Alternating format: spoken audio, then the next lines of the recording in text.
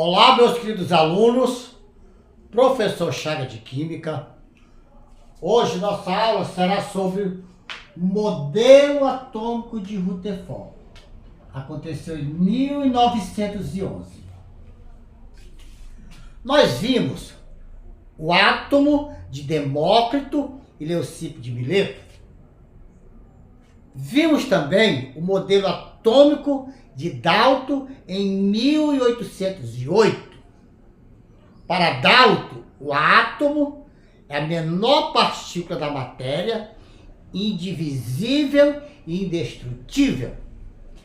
Em 1897, Thomson lança o seu modelo atômico. Para Thomson, o átomo é uma esfera positiva incrustada de elétrons. Thomson comparou seu modelo a um pudim de passas. Thomson foi o cientista que descobriu a primeira partícula subatômica, o elétron. Por isso que Thomson é considerado o pai do elétron. Percebam que os modelos atômicos eles vão evoluindo e o modelo de Rutherford em 1911 já está mais evoluído do que o modelo de Thomson. Para Rutherford lançar o seu modelo atômico, ele fez um experimento altamente engenhoso. Olha aqui, ó. Ele pegou uma caixa de chumbo e colocou dentro dessa caixa de chumbo o elemento polônio. Polônio é um elemento químico que emite radioatividade, a partícula alfa. Colocou 3 placas de chumbo com furo para direcionar essa partícula. Colocou aqui uma lâmina de ouro, 0,001 milímetro, ou seja, 1 milésimo de espessura. E aqui ele colocou um anteparo, sulfeto de zinco, para que ele pudesse ver as partículas que atravessavam a lâmina de ouro e chegavam aqui. Então, este foi o experimento de Rutherford. Vamos ver como é que funciona esse experimento. Aqui eu tenho a caixa de chumbo, dentro eu tenho a partícula polônio. Nessa caixa de chumbo ele fez um furo. Por esse furo, o polônio emite radioatividade. Ele emite essa partícula alfa. É como se fosse a luz de uma lanterna. Aí ele emite essa partícula, passa pelos furos destas placas de chumbo e ela incide sobre a lâmina de ouro. Quando ela incide sobre a lâmina de ouro, percebam que a maioria das partículas atravessam a lâmina de ouro e bate aqui no anteparo. Poucas partículas desviam. Olha aqui, esta desviou, esta desviou, esta desviou e esta desviou.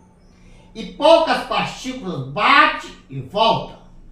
Estas duas voltaram, estas duas também voltaram. Então, gente, este é o experimento de Rutherford, altamente engenhoso. E a partir desse experimento, ele tirou algumas conclusões. Primeira conclusão de Rutherford: o átomo contém um grande espaço vazio. Como ele chega à conclusão que o átomo tem um grande espaço vazio? Por aqui, gente. Se as partículas chegam aqui, na lâmina de ouro, e a maioria se atravessa porque existe espaço vazio aqui, e poucas partículas voltam. Poucas partículas batem e voltam. Que ele diz que elas foram rechicoteadas.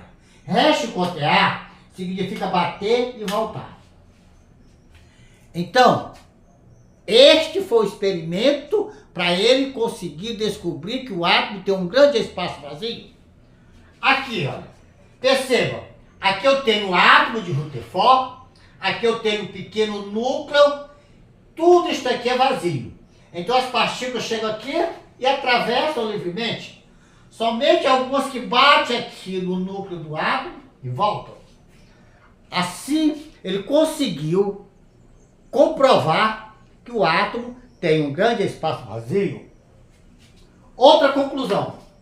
No centro do átomo existe um núcleo muito pequeno e denso. Como é que ele chega à conclusão que no centro do átomo existe um núcleo muito pequeno e denso? Por aqui, gente, ó. Se a maioria das partículas atravessam e poucas partículas voltam, é porque essas que voltam é porque bate em alguma coisa. Ou seja, elas batiam aqui nesse pequeno núcleo. Quando elas batiam aqui, elas voltavam. E por que é denso? Porque ela não conseguia atravessar. Então, gente, pela quantidade de partículas que atravessavam, comparadas com a quantidade que voltavam, ele chega à conclusão que o átomo tem um pequeno núcleo denso. Por que denso? As partículas que batiam nesse núcleo não atravessavam, elas voltavam. Inclusive, ele chegou a comentar o seguinte: era como se ele tivesse com um revólver atirando numa folha de papel e a bala batesse na folha de papel e voltasse em sentido para ele, voltasse no sentido inverso, que ele chama de rechicotear. Entenderam? Outra conclusão. O núcleo do átomo tem cargas positivas. Como é que ele chega à conclusão que o núcleo do átomo tem cargas positivas? Gente, nós conhecemos o princípio da eletricidade. Carga de mesmo sinal se repelem. Carga de sinal diferente se atraem. Então, a partícula alfa é positiva. E esta partícula alfa, quando passava perto do núcleo, ela sofria um desvio. Olha aqui, ó. Quando a partícula passava aqui, ela sofria um desvio. Ela era repulsada. Gente, se a partícula é positiva, ela sofria desvio, é porque o núcleo é positivo. Núcleo sendo positivo, a partícula alfa sendo positiva, quando chegava aqui, ela sofria um desvio. Ela era repulsada. Ela sofria uma repulsão. Quando ela via nesse sentido, ela sofria um desvio para cá. Quando ela via nesse sentido, ela sofria um desvio para cá. Então, com o desvio da partícula que passava perto do núcleo e ela sofria uma repulsão, é porque este núcleo é positivo. Uma vez que a partícula é positiva e carga de mesmo sinal, se repele. A partir daí, ele chegou a outra conclusão. Que o átomo tem duas regiões. Uma região chamada de eletrosfera, é onde ele diz que lá giram os elétrons, e uma região chamada de núcleo. Ora, mas quando ele diz que o núcleo é positivo, vocês poderiam me perguntar, Chaguinha, se o núcleo é positivo, como é que duas cargas positivas podem estar juntas? Rutherford também teve essa imaginação. Se existem duas cargas positivas, e essas cargas positivas, elas não se afastam, elas não são repelidas, é porque deve existir uma partícula entre estas cargas positivas que evita que elas sofram repulsão. Então, Thomson pensou nisso. E esta partícula existe, são os nêutrons. Em 1911 ainda não se conheciam os nêutrons, mas Thomson imaginou que essa partícula poderia existir e se comprovou em 1932, quando se descobriu os nêutrons. Outra conclusão. O átomo é um sistema eletricamente neutro, porque a quantidade de cargas positivas é igual à quantidade de cargas negativas. Ora, ele conhecia os prótons, que tinham carga positiva, conhecia os elétrons, que têm carga negativa, mas a matéria em si é neutra. Então ele pensava o seguinte: para a matéria ser neutra, é necessário que o átomo tenha a mesma quantidade de cargas positivas igual à quantidade de cargas negativas. Então ele tirou esta conclusão. Ok? Outra conclusão, gente. Se aqui tem os elétrons girando, e aqui eu tenho os prótons. Quem é que pesa mais? Um próton ou um elétron? Quem é que pesa mais? Um próton ou um elétron? Gente, quem pesa mais é um próton. E quantas vezes o próton pesa mais do que o elétron? Eu coloquei aqui um exemplo hipotético. Eu dei para o elétron como se ele tivesse 1 quilograma. Então, se o elétron tiver 1 quilograma, sabe quantos quilos vai ter um próton? 1.836 quilogramas. Ou seja, um próton é mais pesado do que um elétron, cerca de 1.836 vezes. Vocês podem ver livro 1.842 vezes. Não se preocupe, isso é o de menos. A maioria dos livros traz 1.836 vezes. A diferença entre um próton e um elétron é tão grande, mas tão grande que eu posso desconsiderar. Chaguinho, o que diabo é desconsiderar? Desconsiderar é quando algo existe, mas eu faço de conta que não existe. O elétron tem massa? Sim. Mas como a diferença é tão grande, sabe o que o Rutherford fez? Ele fez de conta que o elétron não tem massa. É como se não existisse. Tamanha a diferença. Então, gente, se os elétrons estão girando aqui e ele não tem massa, todo esse espaço aqui é vazio, logo a massa do átomo está no núcleo. Então, onde que está toda a massa do átomo, a partir da conclusão de que o elétron não tem massa? Está no núcleo. E o que que tem no núcleo? Prótons e nêutrons. Sabendo que ainda não se conhecia os nêutrons nesta época. Outra coisa, gente. Quem é que é maior? O núcleo ou a eletrosfera? Ora, Chaguinha, claro que a eletrosfera é maior. Dá pra gente perceber? E eu concordo com vocês. Mas eu quero saber quantas vezes a eletrosfera é maior do que o núcleo.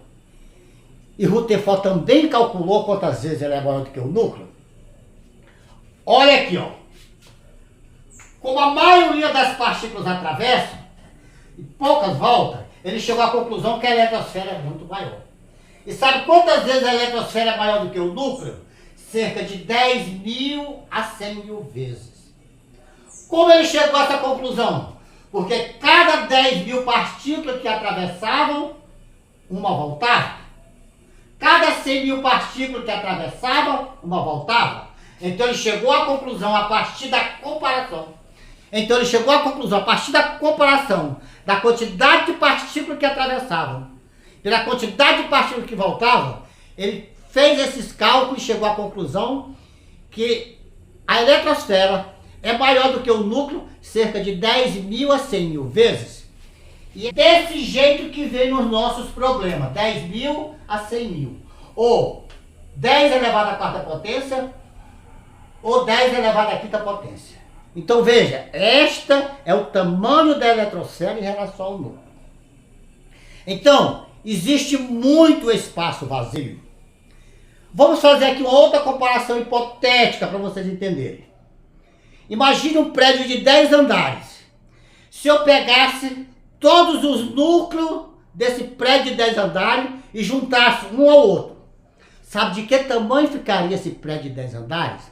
Do tamanho da cabeça de um alfinete. Então, Rutherford chega à conclusão que na matéria existe mais espaços vazios do que espaços preenchidos. E ele consegue comprovar isto. Também vamos ver aqui a dimensão. Fazendo outra comparação hipotética. Vocês conhecem o Maracanã? O maior estádio do Brasil? Tem gente que acha que ele é o maior do mundo. Não é. Ele é o 29º. Sim, o estádio do Maracanã é o maior estádio do Brasil. Imaginemos que eu pegue uma bolinha de gude, que vocês conhecem a bolinha de gude, coloque no centro do Maracanã. A bolinha de gude é o núcleo do átomo, e todo o espaço que forma o Maracanã é a eletrosfera. Imagine quão grande a eletrosfera é em relação ao núcleo.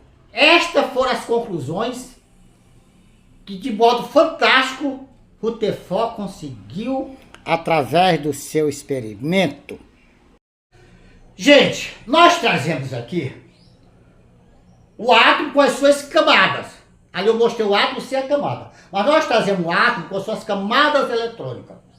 E nós vamos trazer o átomo na sua versão mais nova, mais recente, mais atual.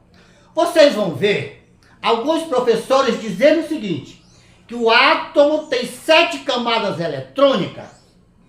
Eles estão errados? Não. Mas já existe átomo com 8 camadas eletrônicas. Sabe por quê? Porque a nossa tabela periódica já existe o elemento 121º. E o 121º elemento químico não cabe na 7ª camada. Por isso que se construiu a 8ª camada. E tá aqui, ó. O átomo com suas 8 camadas. Aqui eu tenho o núcleo e aqui eu tenho os elétrons girando em torno do núcleo, formando as suas 8 camadas. Camada K, L, N, N, O, Q, Q e R. 1, 2, 3, 4, 5, 6, 7, 8. Aqui eu tenho as 8 camadas do átomo, que vai K, L, M, N, O, P, Q e R, que vai de 1 a 8.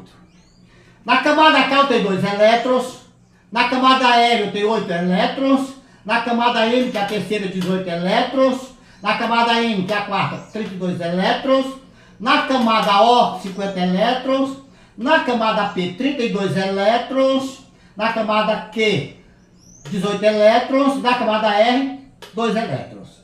O total dá 162 elétrons.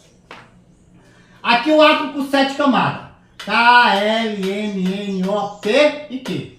Vai de 1 a 7. Na camada K eu tenho 2 elétrons, camada L 8 elétrons, camada M 18 elétrons, camada N 32 elétrons, camada O 32 elétrons, camada P 18 elétrons e camada Q 8 elétrons. O total dá 118 elétrons. Então, gente, aí eu tenho o átomo na sua mais nova versão. Eu tenho um átomo mais moderno. Aí você me pergunta, Chaguinha, qual é que eu vou estudar? O átomo moderno ou o átomo antigo? Você vai estudar os dois. Sabe por quê? Porque existe universidades, na sua maioria, que ainda utilizam, ainda colocam problemas com um átomo com 7 camadas. Mas já existem universidades que já colocam o átomo com 8 camadas. Então você vai continuar estudando o átomo com 7 camadas e agora o átomo com 8 camadas. Entenderam? Gente, aqui é o modelo atômico de Rutherford. Aqui eu tenho um núcleo, em volta do núcleo eu tenho os elétrons girando. Ora, a partir desse modelo, sabe o que o Rutherford pensou? Ora, o meu modelo é parecido com o sistema solar, com o sistema planetário. E aí ele comparou o seu modelo atômico ao sistema solar. Então, Rutherford comparou o seu modelo atômico ao sistema solar. Ou seja, no centro, aqui eu tenho o núcleo. E aqui eu tenho os elétrons. Então seria como se aqui fosse o Sol e aqui fossem os planetas girando em torno do Sol. O sistema solar, no núcleo eu tenho o Sol e em volta do Sol os planetas giram. Inclusive a Terra, que é o terceiro planeta por ordem de afastamento do Sol. Só o seguinte, o sistema solar ele é regido pela lei da gravidade. Então é a gravidade que faz com que os planetas girem em torno do Sol. O sistema atômico é regido pela eletricidade. O núcleo é positivo e os elétrons são negativos e giram em torno desse núcleo. Os elétrons não são atraídos pelo núcleo? Não, porque eles giram em alta velocidade, a velocidade da luz. Então aí está o nosso modelo atômico de Rutherford. Eu quero levar vocês a entenderem a química. Porque, como eu venho dizendo, química não se decora, química se aprende. Ok? Então, meus queridos alunos, era isso que eu queria passar para vocês. Não se esqueça de se inscrever no nosso canal, de dar aquele ok, de ativar o sininho para receber notificação de novas aulas. Também, na primeira mensagem, estou deixando um link com a relação de exercícios relacionados a esta aula. No final da relação de exercícios estão as respostas. Primeiro respondam e depois confiram as respostas. Se tiver alguma dúvida, entre em contato comigo. Então, meus queridos alunos, era isto. E até a nossa próxima aula.